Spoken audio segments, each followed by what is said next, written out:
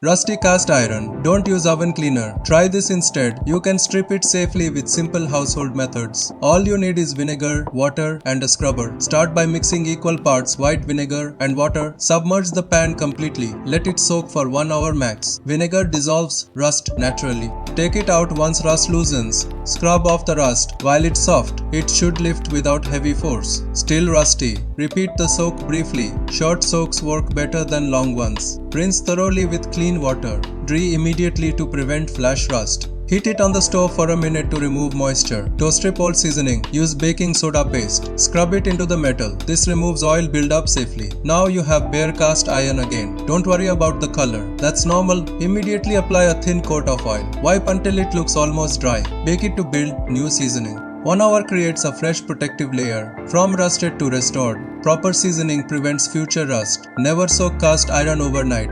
Mild soap is fine. Just dry fast. Always oil after cleaning. Now it cooks like new again. That's the power of good seasoning. Restore, protect, repeat. No chemicals needed. Just simple kitchen science. Follow for more smart kitchen fixes.